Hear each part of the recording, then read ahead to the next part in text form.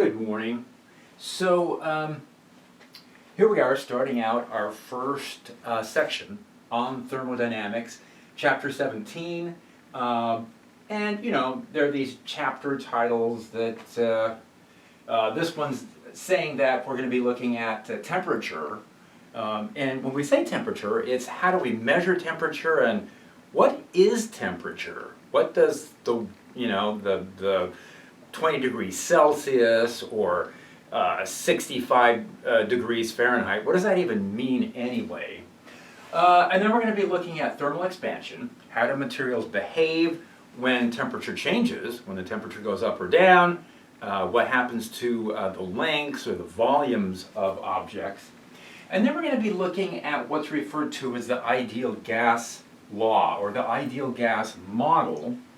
It turns out that most gases share very similar properties, and so we're able to come up with a set of formulas describing those properties. In any case, those are kind of the big topics that we're going to be looking at in this chapter. Now, at the beginning of each one of these chapters, what is in the slides, and these slides are going to be available in Canvas, and so you can take a look at that, is a list of topics. So you can go back, and when you're looking through the slides, you can kind of check off these topics. I'm going to move ahead, though, and just start looking at section number 1 here. So when we're looking at thermodynamics, when we're looking at the properties of thermal energy, of molecules, we got to go in and look and remind ourselves how are we going to be doing calculations with these molecules or with collections of atoms. And so one of the first things we want to refer back to is the atomic theory of matter. And so atomic and molecular masses, we could measure them in kilograms or we could measure them in grams. But the mass of an atom or a molecule is going to be tiny, tiny, tiny in terms of kilograms or grams. So we're going to make use of a new mass unit, and that mass unit is referred to as the atomic mass unit. We use a little u for that. Now it turns out that a way to kind of standardize what we mean by an atomic mass unit is we pick one particular isotope of one particular element and set that as our reference. And so that reference we're going to be working from is carbon-12. And so we're going to take the carbon-12 isotope and we're going to set that as being exactly 12 atomic mass units. Now, what we're also going to be doing at the same time then is we're going to be saying that 1 mole of carbon-12 atoms have a mass of exactly 12 grams. So when we're looking at individual atoms or individual molecules, those masses can be written in terms of atomic mass units, and then we can use the very same number. And if we scale that up, so we have an entire mole of these atoms or molecules, those are going to be expressed in grams. So here's some conversions. So an atomic mass unit, they're telling us, is 1.6605 10 to the minus 27 kilograms. If we flip that around, so what we could do is say that 1 gram then works out to be 6.00 10 to the 23rd atomic mass units. Now I'm guessing most of you are going to recognize that number as Avogadro's number. So that tells us how many atoms or how many molecules there are in what we refer to as 1 mole. So that mole value, Avogadro's number, is going to become important for us. So 1 gram is equal to Avogadro's number of atomic mass units, and 1 kilogram is equal to a kilomole, 1,000 moles of atomic mass units.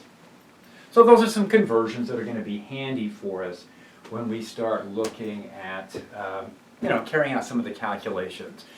In thermodynamics, it's going to be very important for us to be aware, are we carrying out calculations for individual atoms, and molecules, or are we carrying out the calculations in terms of, kind of large scale samples of those atoms and molecules? All right, so on this slide what we're looking at are different phases, solids, liquids, gases, and kind of our standard approach here is, solids are where the atoms are locked into place. And so for that, we're representing that as a bunch of nuclei, which contain the neutrons and protons, locked into some kind of a structure. And then the electrons are arranged in a way where those nuclei really can't shift back and forth. And so that gives us something that has the properties of a solid. Moving down, we've got kind of a representation here of what's going on in a liquid. In a liquid, we've got the nuclei, we've got the surrounding electrons around the nucleus in each atom or each molecule. But that unit, those atomic or molecular units, are able to move back and forth past each other. So, one familiar compound that we're going to come back to a lot in many of our examples in thermodynamics is water. Water is really useful to work in terms of because, we're all kind of familiar with water as a solid, water as a liquid, and water as a vapor. And so, here's a block of ice, for example, and here are these molecules locked into place inside that crystal structure of the ice. Here's liquid water, right? Here are the molecules where they're able to move past each other. Now the molecules are still packed closely. So in the solid, we have the nuclei and the electrons arranged in a way where they're packed closely to each other. In a liquid, we got the same thing, but the individual molecules are able to move freely past each other. So solid, liquid, and then here we are with vapor or with gas, where the molecules, again, they're moving around freely, but rather than being attached to each other, there's space between the molecules. So a lot of room for those molecules to move around in that gas and liquid. Now, with the liquid and the gases, you can kind of see, well, where's the crossover point, right? If we took a gas, a collection of molecules, and we compress it so that the molecules are packed into a smaller and smaller volume, at some point, those gas molecules are going to transition into something that looks more like a liquid, where the gas molecules are kind of packed near each other. And what we'll see is that sometimes that transition between liquid and vapor, sometimes there's a distinct phase transition, like liquid water versus vapor water combined together. And sometimes there's a continuous transition. So anyway, we'll see that when we start looking at phase transitions. Now, when I was describing all of these, notice that I didn't just talk in terms of atoms and molecules. I always feel like it's important to think in terms of nuclei and their associated electrons.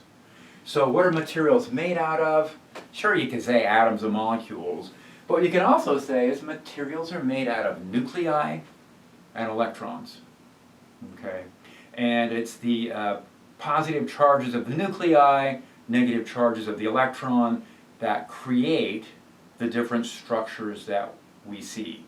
And this, of course, comes into quantum physics or quantum mechanics also as to what patterns of electrons will fit around those nuclei.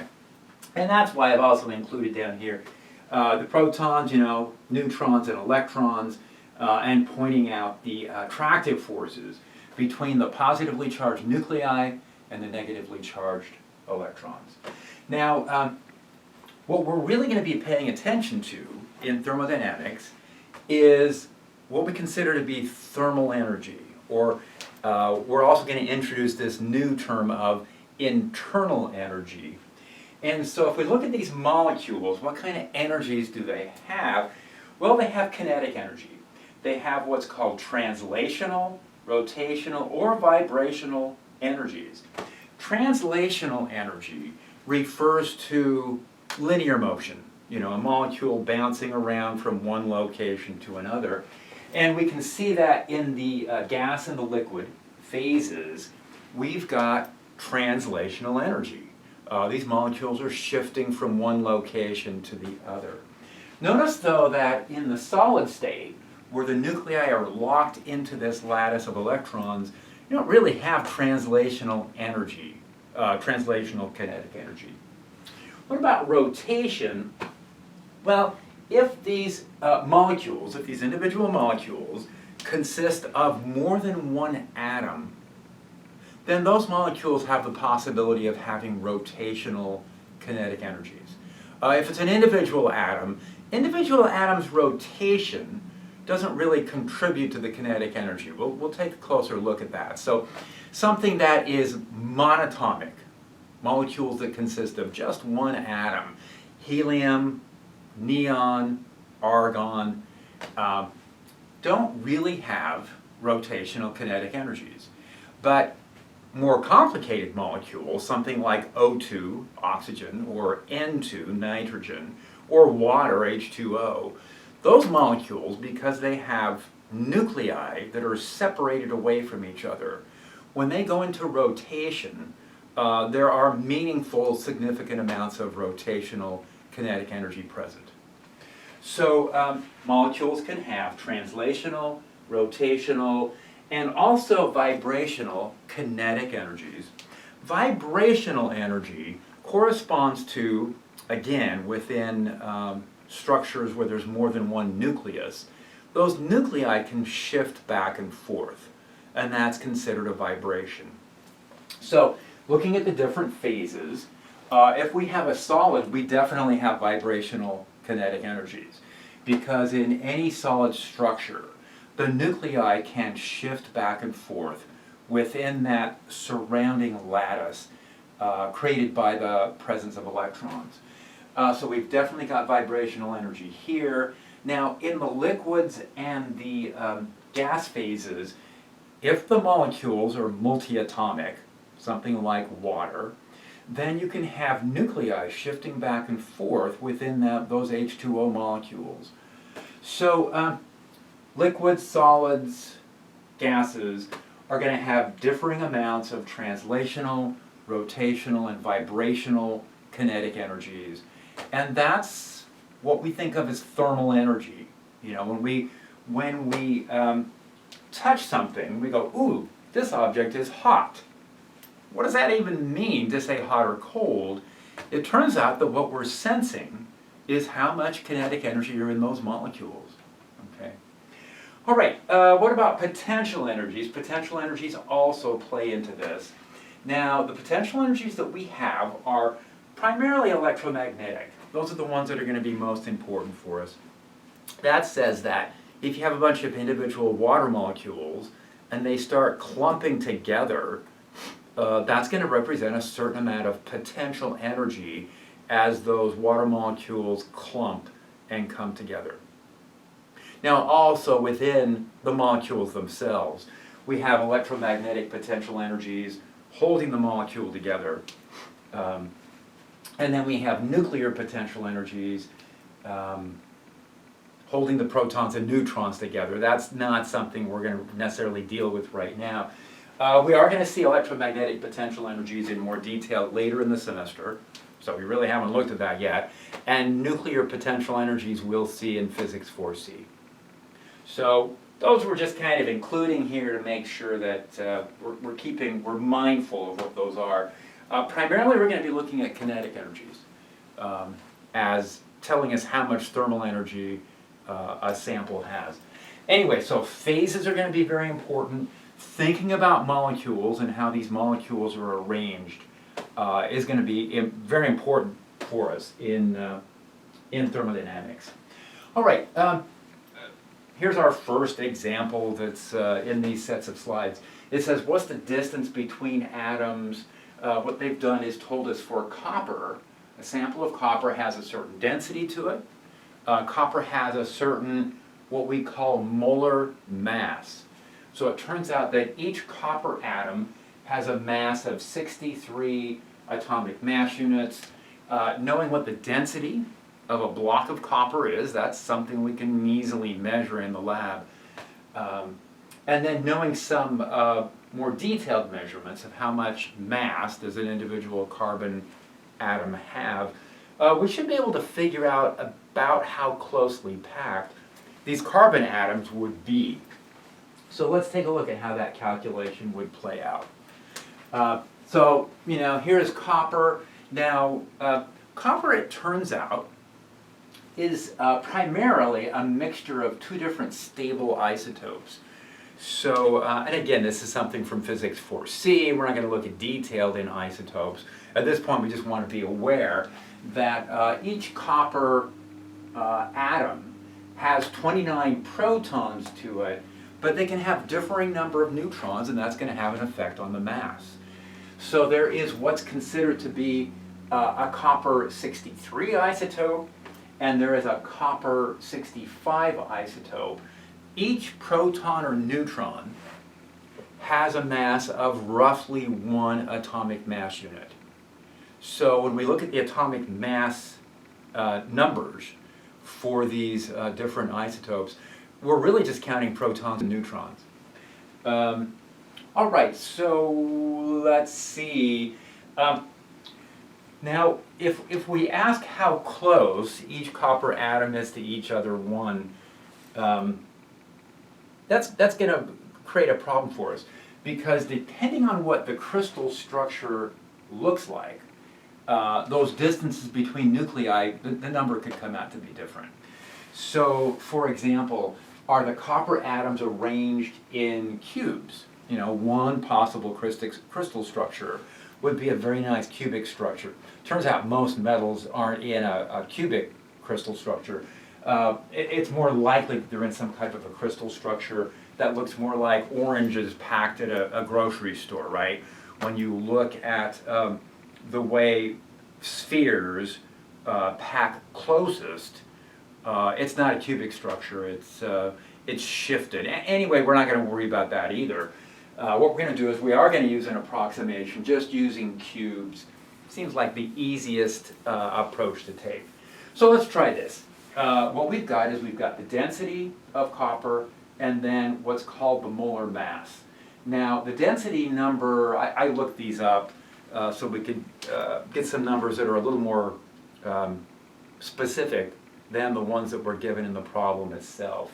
So the slides I'm using are the slides provided with the textbook, and then I'm making modifications to those. I figured this will be a nice way to, so the slides in many ways reflect something coming from the textbook, and then I can, add in additional information to those. And that'll give us a way to kind of present a transition between when you're reading the textbook, going through that and working the examples, and then things that we'll talk about, additional information that we'll provide in the lectures. And so I did look up a more precise density, and then I looked up a more precise molar mass. So 1 mole, we mentioned this on an earlier slide, there is this unit called a mole, and it corresponds to the number of 6.00022, 10 to the 23rd. This is referred to as Avogadro's number. And so if I take that number of copper atoms, that number of copper atoms would have a mass of 63.55, and that's based on this isotope mixture. The fact that we're not coming in right at 63, or we're not coming in right at 65, is because we've got this mixture of the two. Now, it's coming in at 63.55, which tells us that there are more copper 63 atoms than there are copper 65 atoms. And when we average over that, we're ending up with this value of 63.55.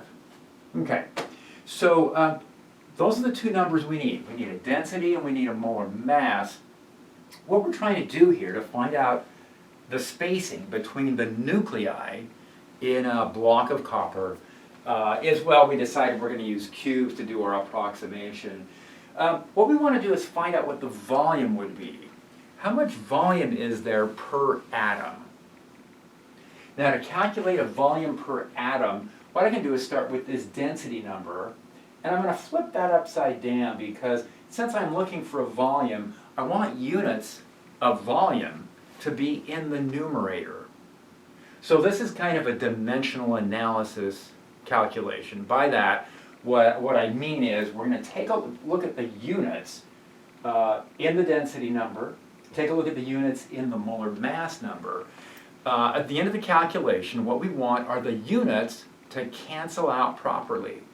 If I've got all the units canceling out properly, and I'm ending up with an answer that has the right set of units, it's going to be correct.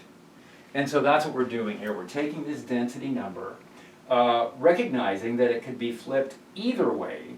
And I want to flip it in a direction where the units for the volume are in the numerator. So now I've got grams in the denominator. I can take the grams in my molar mass number and put that on top. That way the grams will cancel out. I don't need to have grams left in my final answer. Now that's associated with this number of 1 mole. And so what we can do is take this conversion, which is always true, that's true for all compounds, no matter what we're looking at, and say that 1 mole is the equivalent of Avogadro's number of atoms, or that many copper nuclei. And then finally, the last thing I did was I converted from centimeters into picometers. And the reason for that is centimeters are really big units when you're looking at atoms. So atoms more intuitively or more appropriately can be measured in picometers. It turns out that most atoms are, they take up space that's kind of in the realm of a couple hundred picometers. So most atoms, if I look at how much space they're taking off, the width of that, it's probably a couple hundred picometers from one side to the other of the space being taken up by that atom. So I switched into picometers. Now, centimeters are 10 to the minus 2 meters. Picometers are 10 to the minus 12. So that's really tiny. So there's going to be 10 to the 10th picometers per centimeter, and I got to cube that because the units here are cubed.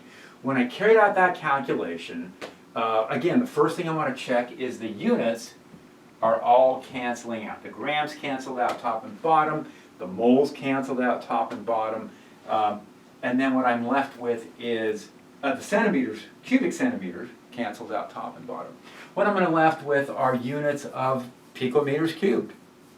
So the volume being taken up by each atom is 1.18 10 to the 7 cubic picometers. Now if we're going to use cubes as kind of the shape of all this, then to find the distance between one nucleus to the next, to find out the lengths of the sides of those cubes, I can take a cube root. So cube root will give that to us. And that came out to be a couple hundred picometers. So what I'm saying is in a block of copper, the distance from one nucleus to the next is coming out as 227 picometers. That's my internuclear separation, or my internuclear distance. And if we carry out these calculations with almost any element, or in the periodic table, we're going to find out that those are typical distances between nuclei of atoms in crystal structures like this copper, or when we look at molecules, we'll see the same thing. The distance between nuclei tend to be, a couple hundred picometers.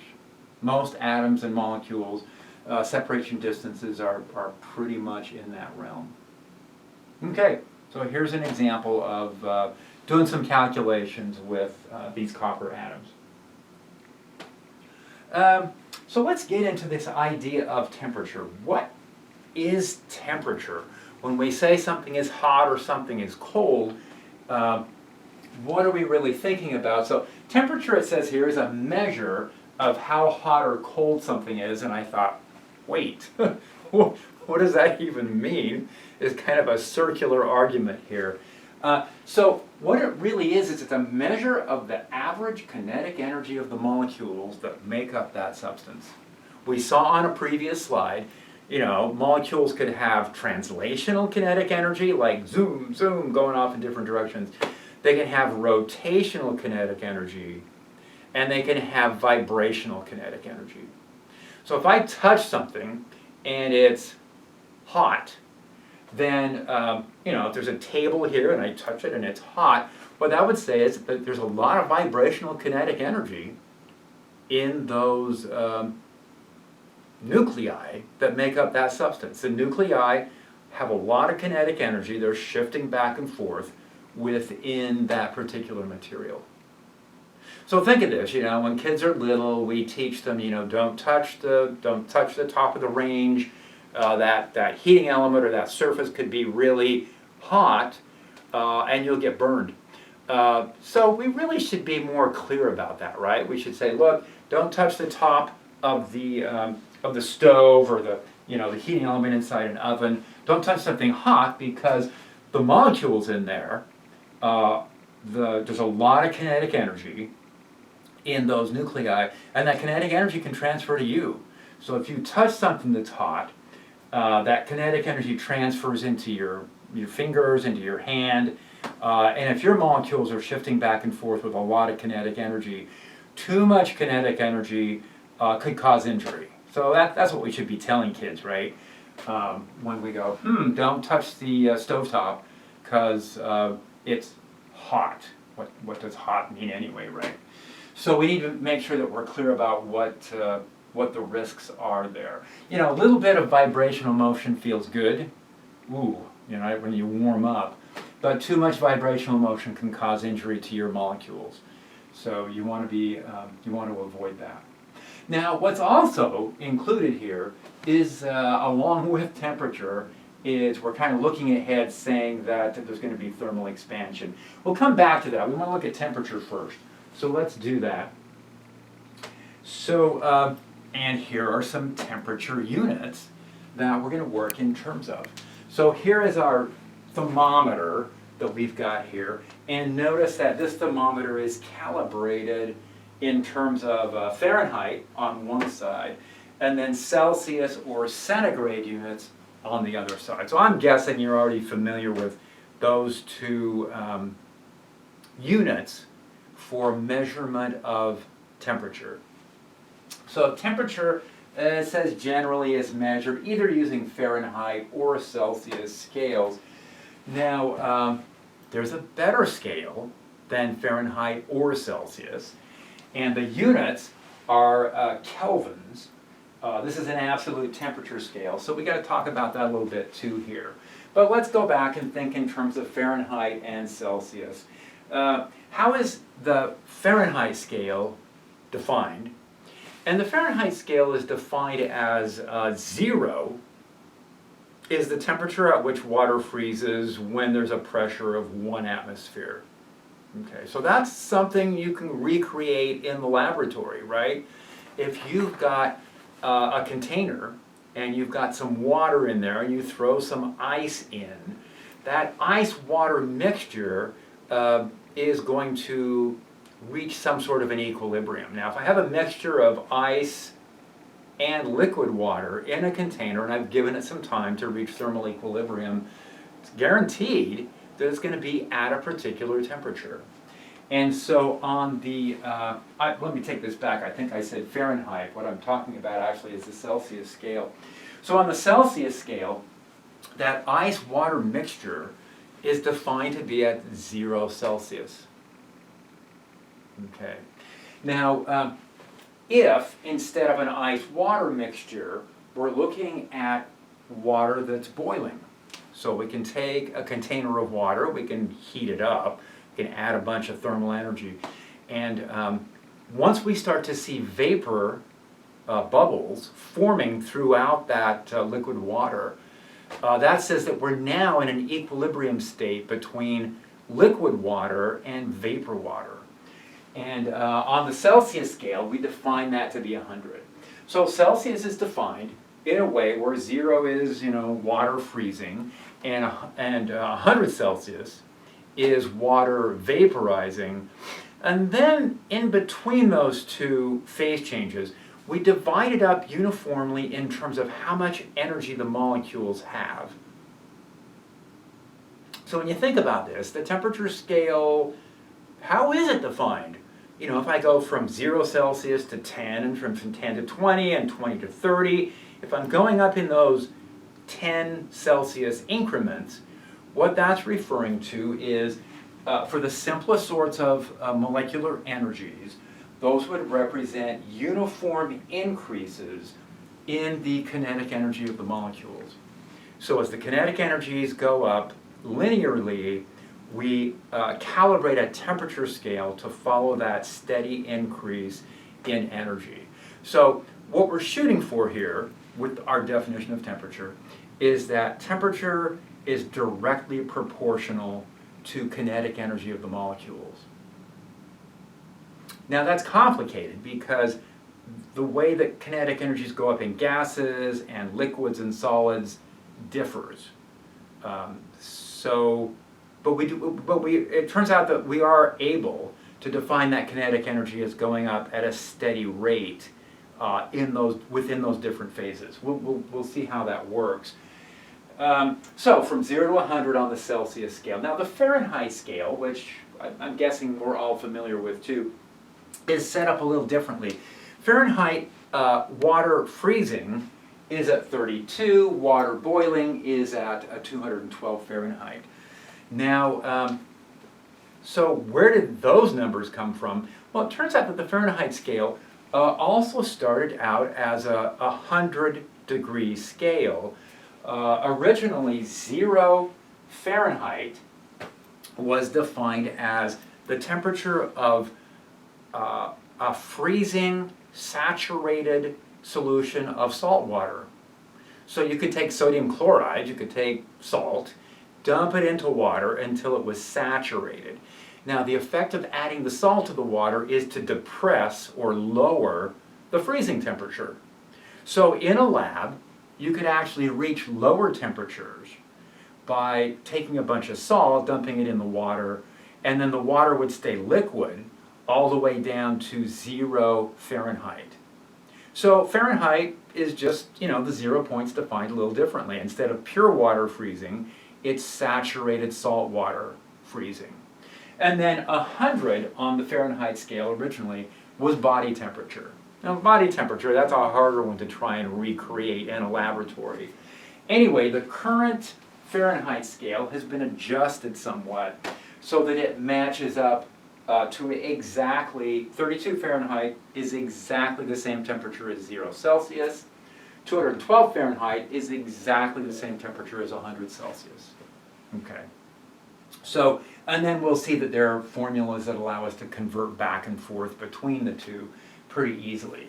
Now, neither the Celsius scale nor the Fahrenheit scale are authentic temperature scales. They're not authentic in the sense that when we reach 0 Celsius, for example, is there still energy left in the molecules? And you go, absolutely, at 0 Celsius, there is still plenty of energy left in those molecules.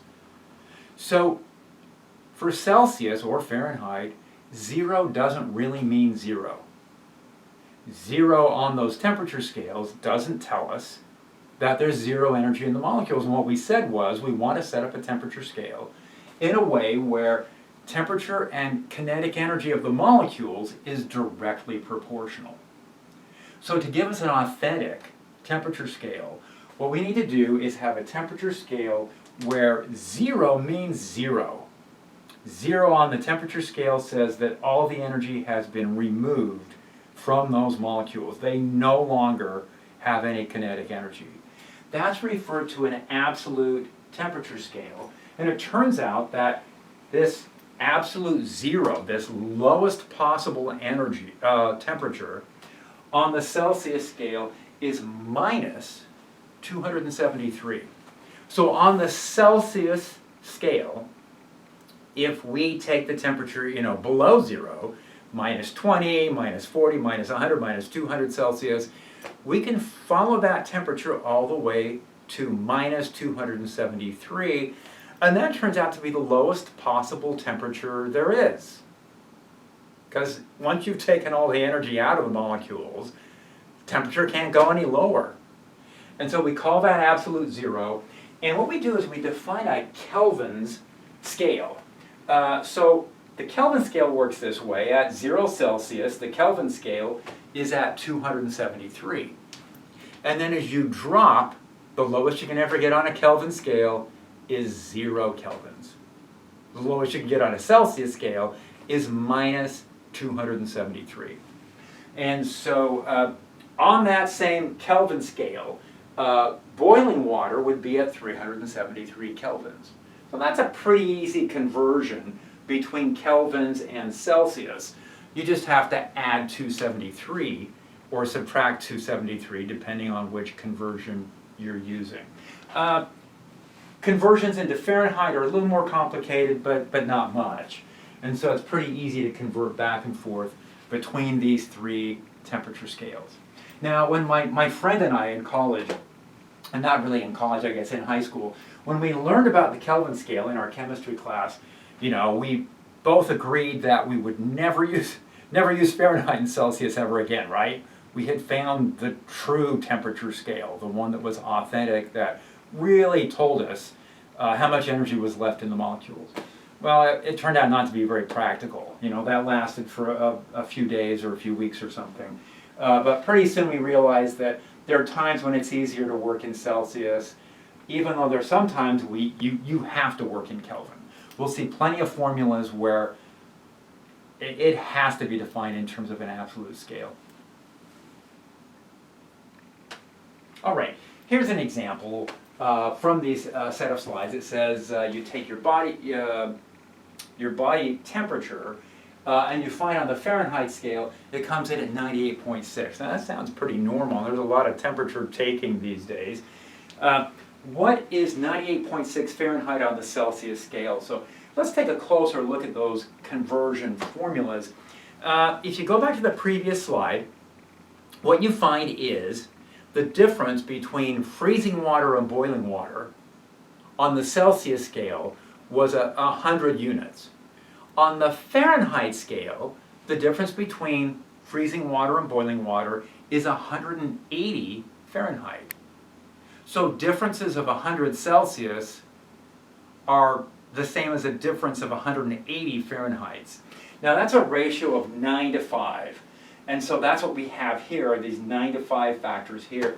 To take a Celsius value and convert it into Fahrenheit, we would boost that number, multiply it by a factor of 9/5, and then we have to add on the 32 because that's where the freezing water difference shows. For example, if I had a Celsius temperature of 0, the Fahrenheit number on that would be 32.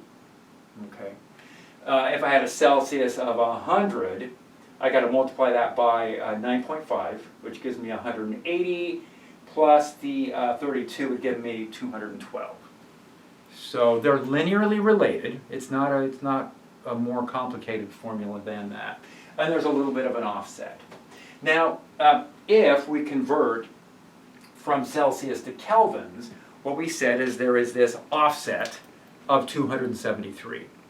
Now, in reality, if we look at this more precisely, that difference is not 273, it's 273.15 something, something, something, something. But for our purposes, kind of for practical purposes of calculations, we're gonna tend to carry out the calculations to 3 digits of precision, 3 significant figures. And so usually in our calculations we will drop the 0.15.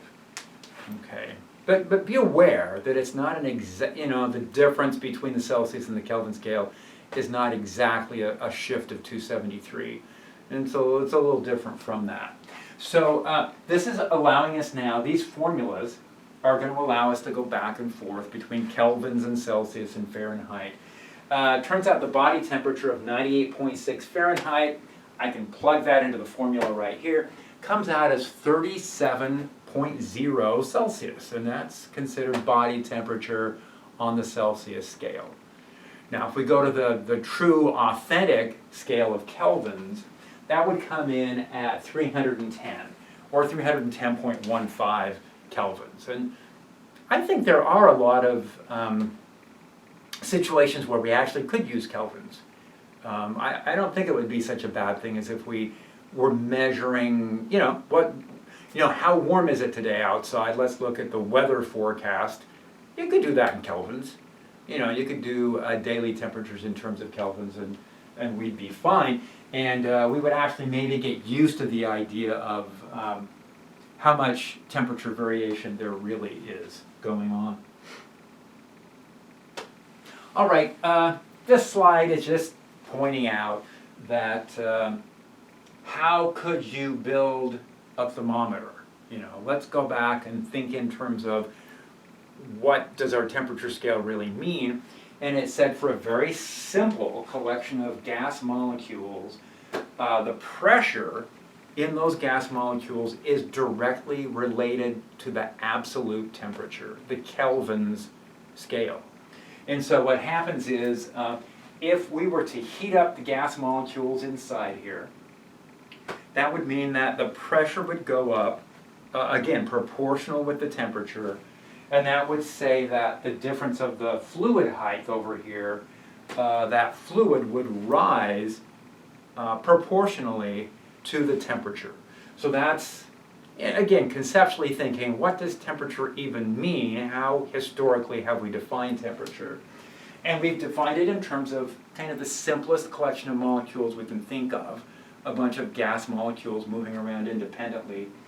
As the temperature goes up, as their kinetic energies increase, there's going to be more pressure generated by those gas molecules, and we define our temperature in a way where the absolute temperature is proportional to the absolute pressure of those molecules. And that would show up as an increase or decrease of height of some fluid inside our thermometer. So we don't have thermometers that look like this so much anymore, but originally this is a thermometer in a lab from, a couple hundred years ago.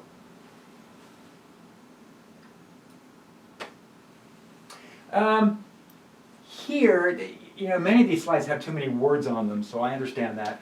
I'm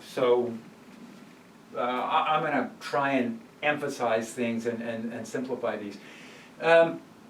There is what's called a zeroth law of thermodynamics, and the zeroth law of thermodynamics says that if I have a couple of objects and I put them into contact with each other, if I've got more kinetic energy in one sample compared with the other side, on average per molecule, what will happen is, just because of transfer of energy, right? Molecules that have a little bit more kinetic energy bump into other molecules that have less. On average, what happens is that the molecular energies get kind of spread around so that they're evenly distributed. Now that doesn't mean that at any time each molecule has the same amount of kinetic energy, but it means that if I've got regions that are at a higher temperature, that have more kinetic energy, and I put them into contact with other regions of some sample that have less kinetic energy, if I leave it there long enough, they're going to reach an average distribution that matches. And we call that thermal equilibrium. They are now at the same temperature. Okay. And what the zeroth law says is, eventually things come to thermal equilibrium. And if two objects are in thermal equilibrium with a third object, then everybody's in thermal equilibrium with everybody else. When you think about it, you think, well, is that an obvious thing or is that an important statement to make? And I guess it really is an important statement. It's saying that, anytime you leave objects in contact with each other thermally, eventually they're going to reach the same temperature, which means that there's going to be a most likely way in which the kinetic energies are distributed among the molecules. All right, so now let's move on. We've talked a little bit about temperature and what temperature signifies, what does it actually represent.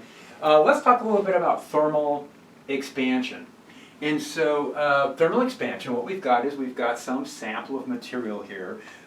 Maybe it's steel or maybe it's aluminum. This is definitely an important concept in engineering, right? We want to build something. We want to make a building or build a bridge or something like that. And if that building or that bridge or whatever, if there's going to be heating and cooling that takes place, if the temperature is going to be varying, which it is, then we're going to have to deal with the fact that materials expand and contract depending on what the temperature is going to be. So we start off by defining a reference temperature. Now, most tables of material properties are working from a definition of kind of standard temperature as being 20 degrees Celsius. So again, these are engineering tables of material properties. How much does aluminum expand? How much does steel expand? We're going to see some tables of those. And the reference temperature we work from is almost always 20 degrees Celsius, or about 68 Fahrenheit. So we're going to say at that temperature, we measure the material and it has a certain length. You know, maybe it's 1 meter. So I got a material that at 20 Celsius has a length of 1 meter to it. And we're going to assign that to L naught. Now, let's say that the temperature goes up, right? More kinetic energy, more vibration taking place inside the nuclei within that sample. For almost all objects, that leads to an expansion. So more kinetic energy of vibration tends to create more distance between those nuclei. So now, in addition to, the original length, we have this extra length. Now, something that's really important to recognize here and keep in mind is when something goes to a higher temperature, it's not that the expansion is taking place just at the end over here. The expansion takes place throughout the length of the material. If we look at every section of that length, if we took this 1 meter of material and broke it up into a bunch of little millimeters, we would see that each millimeter of that is expanding. So the expansion takes place throughout the material. And if there's a uniform temperature increase along the entire length, then every piece of that is going to expand by the same proportion. If I had something that expanded by 1%, right, it goes from being a meter to having an extra 1 centimeter, that 1% expansion takes place in each section of the material. Okay, so I've got all these nuclei lined up and there's a certain distance between them. And as the temperature goes up, the distance between any pair of nuclei goes up by a certain amount. All right. Now, the formulas that keep track of this for us is this, that the length at the higher temperature is going to be equal to the length we originally had plus an additional accumulated expansion amount, and that can be represented by a thermal expansion coefficient. So here we're saying alpha is the coefficient of linear thermal expansion. And the word thermal always gets left out in these tables, so I always have to include that. This is dealing with thermal expansion. Now the reason they're calling it linear is because in this example, we've only looked along the length in one direction. So let's go back to this example of saying, hey, what happens if we get this 1% expansion along the length of this? Is there an expansion happening in the diameter of this material? And you go, yeah, the diameter would also be expanding by 1%. Okay, so expansions of this material are going to be three-dimensional. They're not just going to be one-dimensional. Now, it turns out that by looking at a linear thermal expansion or a one-dimensional thermal expansion, we can use that information to figure out how much the diameter expands. So we can look, we can think of the other dimensions easy enough. In most problems, even though objects are three-dimensional, we can almost always answer questions about their properties by looking at linear expansions and then applying that to all three directions. Okay. So in this case, if they were asking about how much does the volume increase, well, if we want to find out how much the volume increased, we could take that linear expansion along the length, and then we can take the linear expansion and apply that to the diameter, and we can figure out how much the volume goes up. Okay, so not too difficult to extrapolate. And here is that table I was promising. This is taken right out of our textbook. So here are coefficients of thermal expansion. You got to always write that word thermal in here. So it's the coefficient of thermal expansion. Here is a set of alphas, or linear expansion values. And I don't know, let's pick a couple of these out. We had mentioned steel. Steel is a very common building material. And there's like thousands of different types of steel. But what they're saying here is, a typical value for the expansion of some sort of steel is about 12 times 10 to the minus 6 per Celsius. So every time the temperature goes up or down by 1 Celsius, which would mean up or down by 1 kelvins, the amount of change in the length of that object is about 12 parts per million. So if you took the length of that, that 1 meter piece of steel, if I broke that up into, a million pieces, that would be like a micrometer. Well, every time the Celsius temperature goes up by 1, or the Kelvin goes up by 1, what we're going to have is that an additional length of about 12 parts per million, or about 12 microns. Now you might think, well, 12 microns, how important could that be in expansion?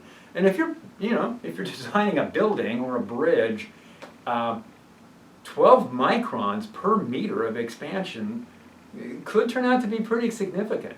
You could create a lot of stress inside a structure if we fail to allow for thermal expansion taking place. I think if you go back to that slide we had before of there was a bridge with expansion joints, which allowed for, as the temperature goes up, different sections of the bridge can expand without rupturing the structure. Okay, so that we don't want that to fail. We want to allow for thermal expansion. So the steel was increasing 12 parts per million. Aluminum, on the other hand, this table is suggesting, expands by more. It expands by 25 parts per million. So you'll see that these linear expansions are typically given in terms of expansion parts per million. Notice they're all given in terms of 10 to the minus 6. Okay, so that kind of puts everything on the same footing for comparison. Now, we mentioned in the previous slide that we don't have to think just in terms of linear expansion, but what we can do is we can apply that to 3 directions, 3 dimensions of the material, and turn that into what's called a volume expansion. So the volume expansion, the volume thermal expansion, we give that the symbol beta. Now it turns out that going from 1-dimensional linear expansion to 3-dimensional volume expansion, all I got to do is multiply by 3. And that's because these expansion rates are so small, they're in the parts per million, that to a very good approximation, an expansion in 3 directions overall gives us a factor of 3 in the volume expansion compared with linear expansion. And you can see this, right? The linear expansion factor for, or coefficient for aluminum, 25 parts per million. that gives us a volume expansion of 3 times as much, 75 parts per million. The iron or steel here is 12. Ooh, I'm surprised this is not coming in right at 36. Could be that this was rounded a bit. But to a very, very good approximation, we just take this column and multiply by 3. Now notice that in the table of numbers for the linear expansion, the linear expansion works fine for solids, but liquids don't really have a linear expansion coefficient for them. And so these liquids, the table entries disappear when we're looking at water and alcohol and different liquid glycerin, different liquid compounds. But for the volume expansion, they are present. And so for liquid materials, the expansion coefficients are going to be listed here, the volume expansion coefficients. And notice how much more expansion we're getting in liquids than we are in solids. And that's a general feature of thermal expansion. Now, what's missing here, well, I guess for gases, they have air inside here. It does have an expansion coefficient listed. We tend not to think so much in terms of thermal expansion properties for gases. We treat them differently. And the reason why is this. In the liquids and the solids, from that earlier slide, we saw that the atoms or the molecules are closely packed together. And so expansion properties don't depend very much on the pressure. If I take a solid and I put it under high pressure, 2, 3, 10, 20 atmospheres of pressure, a piece of iron doesn't really compress very much. So for solids and liquids, the pressure, putting them under high pressure, they tend to be pretty non-compressible. Difficult to compress a solid or a liquid very much. On the other hand, gases are easily compressible. So that's why gases, we're really not going to be thinking in terms of gases with expansion coefficients, because it's pressure dependent. We have to bring pressure in. Pressure plays a significant role in the expansion or contraction of gases. Not so much with solids and liquids. Solids and liquids we tend to think of as almost non-compressible, whereas gases are easily compressible.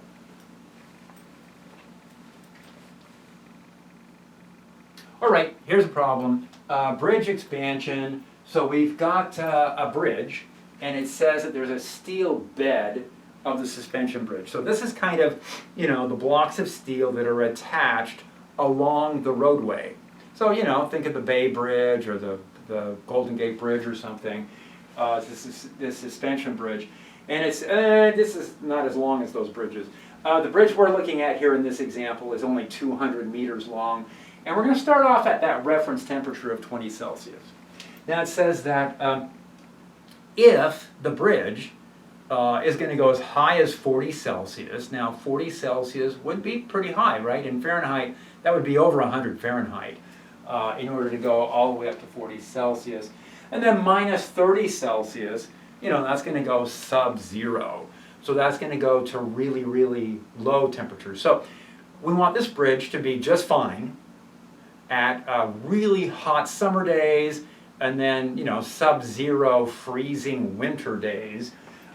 These are the temperatures we want to take a look at and ask, along a distance of 200 meters, how much expansion, how much contraction would we have? So here's what I've got set up. Here is my bridge expansion or bridge contraction.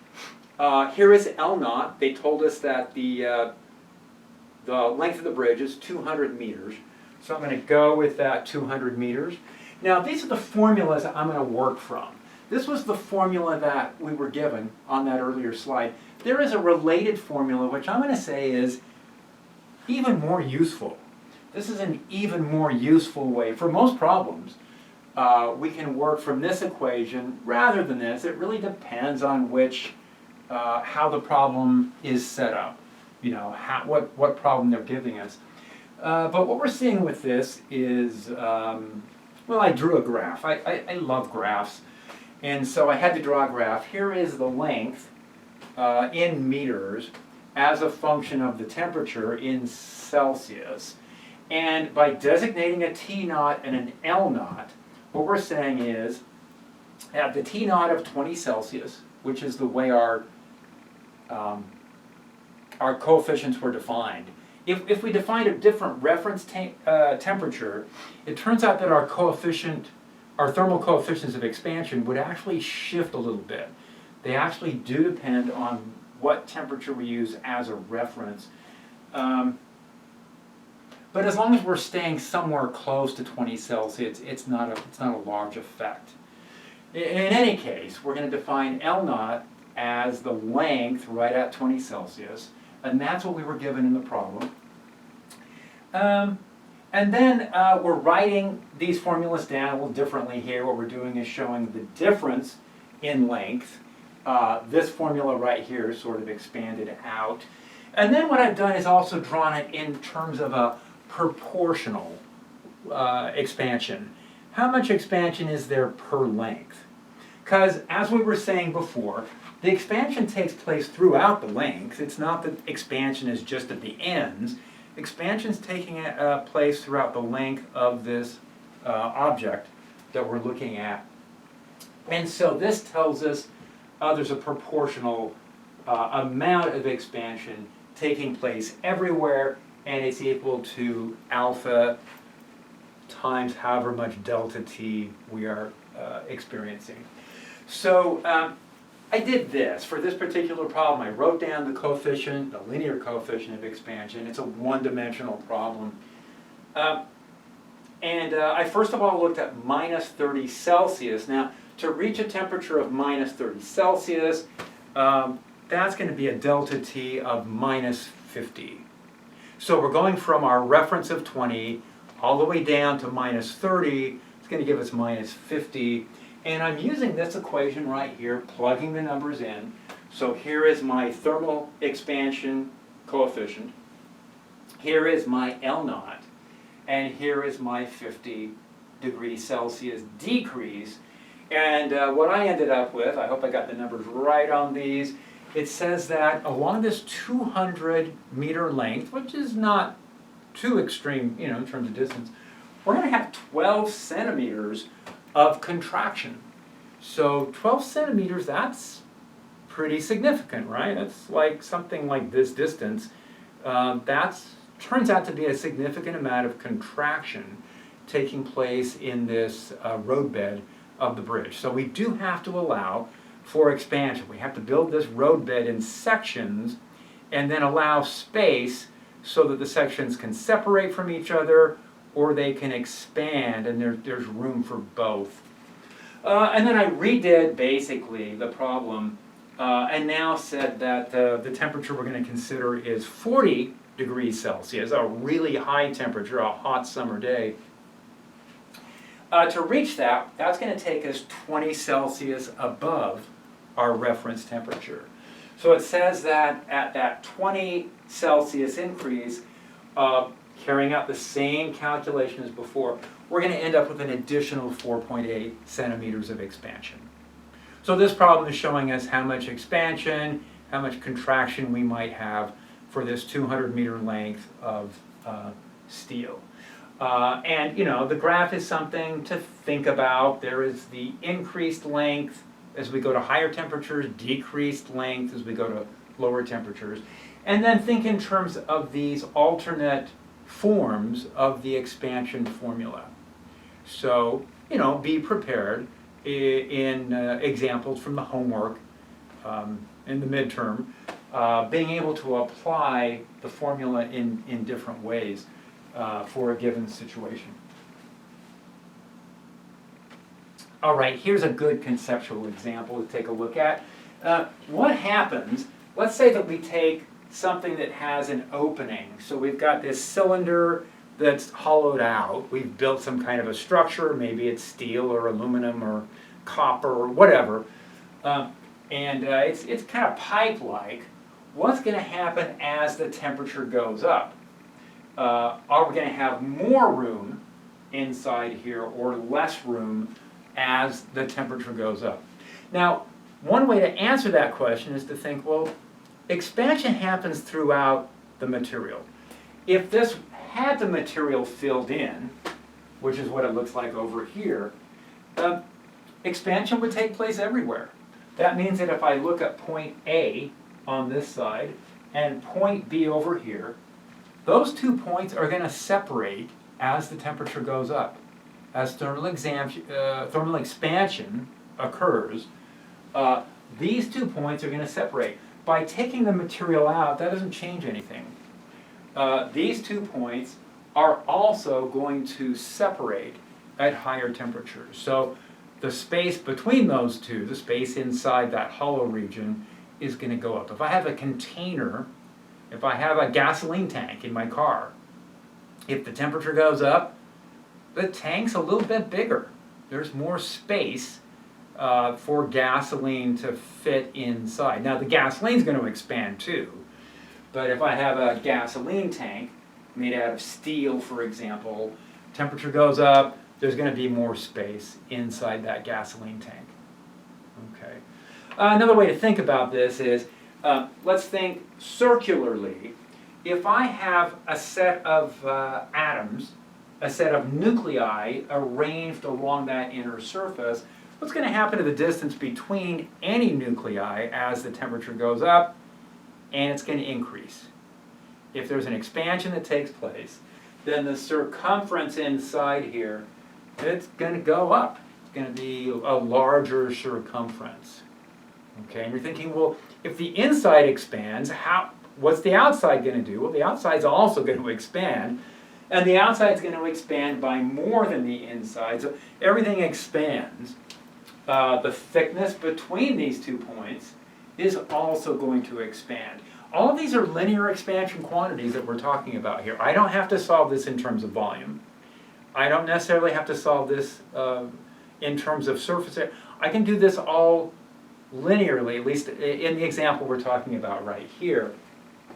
I could talk about how much this is going to increase in distance by just using a linear expansion formula. Or from side to side, if I'm looking at a diameter, well, diameter is a one-dimensional measurement. That's also going to increase by, if there's a 1% expansion, then the diameter is going to increase by 1%. Okay. Volumes would increase by 3%. They're going to increase in 3 dimensions. All right, so here's an example. What it says is we have a ring and a rod. So it's kind of like that picture we just looked at. What we've got is we have a ring, and we have an inner portion that's supposed to slide into that ring. And it says that this iron ring is supposed to slide over a cylindrical iron rod. They're going back to a reference temperature of 20 Celsius. It says the diameter of the rod is 6.445 centimeters. So that's the diameter we have to work with. And then the ring at 20 Celsius is not going to fit. The ring only has an opening of 6.420. That's smaller than 6.445, not going to fit. So the question is, how could we get this to fit? And what we could do is heat up the ring, or heat up, the ring, sorry. Heat up the ring. So the ring's at 6.42. If I set the rod aside, and it stays at 6.445, if I heat up the ring to a higher temperature, maybe I can get the diameter to be larger than 6.445. Now it says that that's not enough, that in order for the rod to fit within the ring, not only do we have to enlarge it to 6.445, we have to enlarge it by an additional 0.008 because we find from experience that we need just a little bit of extra space in order to have this slide in smoothly. So what temperature would we have to bring the ring to? So in this problem, one of the materials is going to be heated up. It's going to undergo an expansion. The other sample is not. So let's see what this leads to. Here we go. Here is, and again, I'm showing this as point A, point B. I can treat that as a linear expansion. I can solve this problem using alpha. I don't have to bring in beta for this.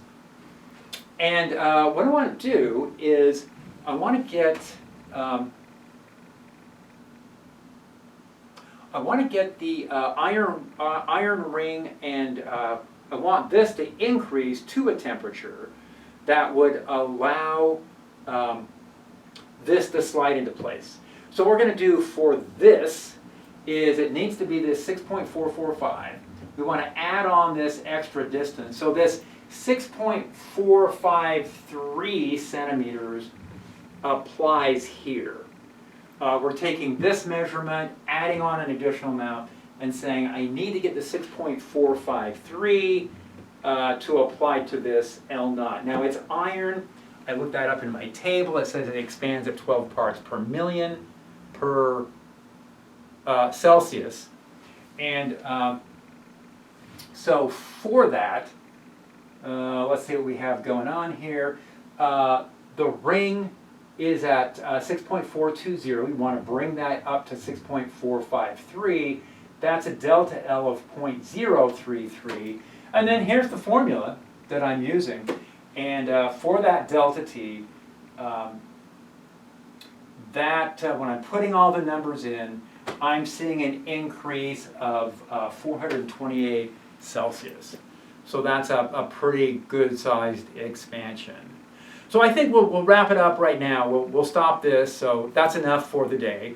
I'll stop here. Next session we'll probably start off with this, say a few things, and then we'll move on to some other examples of linear expansion, and we'll start looking at that ideal gas model, how that's going to be used to represent gases.